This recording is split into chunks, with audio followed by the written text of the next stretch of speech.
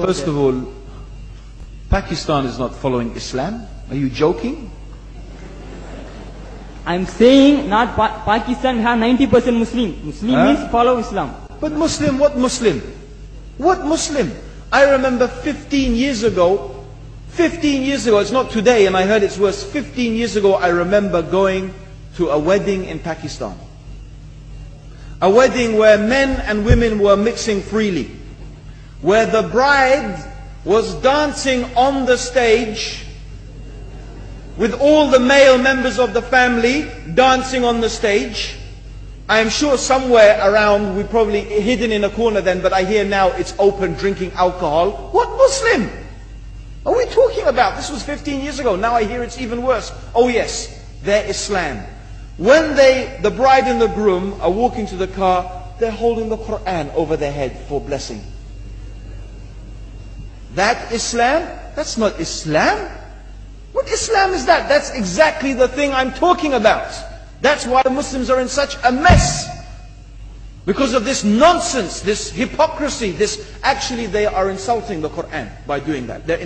Amongst all of this haram, they think that the Quran holding it over their head is going to bless them because they're holding it. What is that? Where did they get this from? So I don't know what we're talking about. In fact, this is the problem. You see, the Muslim world itself is so far from Islam. So many you find here in India. Or I know it's not a Muslim country, but there are lots of Muslims here. But I don't know what sort of Muslim. Most of them go to the dargah and they call upon some dead person in the grave, and they think that by talking to a dead person they're going to have their needs fulfilled. What's the difference between that and worshipping an idol? There's no difference, believe me. It's shirk.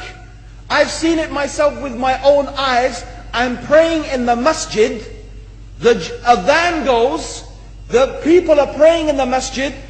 And the people in the dargah are not coming to the mosque to pray. They're still going around the dargah and making all their whatever the things they do.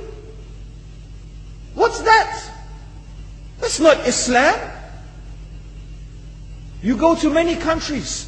You find Pakistan, you want to see Islam in Pakistan. You know, in England, in every street corner we have a pub. You know what's a pub? You know what's a pub? Like a bar, you know, a place where you sit and drink alcohol. Yeah? Yes? In Pakistan, believe me, they have something worse than that. Yes, worse. On every street they have a picture of a palm. Everywhere you see it, hanging from the windows. They have the picture of a palm. What's that advertising? Something worse than drinking alcohol. An invitation to disbelieve in Allah. That they're going to read your hand and tell your fortune. Shirk. It's shirk. Whoever believed, the Prophet said, sallallahu alaihi wasallam, whoever visits a fortune teller out of curiosity, Allah will not accept their prayers for 40 days. Whoever believes in the fortune teller has disbelieved in Allah and His Messenger. That includes, by the way, horoscopes. Yet you see in Pakistan, a picture everywhere of a hand. Worse than a pub. Worse than a pub. It is better to drink alcohol than make shirk with Allah. Yes. So this is the Muslim countries. You will not find one except they are not doing magic and shirk and kufr. Or except maybe one or two you will find. So this is the state of the Muslims. So no wonder we're in the confusion and the chaos. So these are not good examples. And this is really, in fact, the very reason that I'm saying why we are in such a big mess.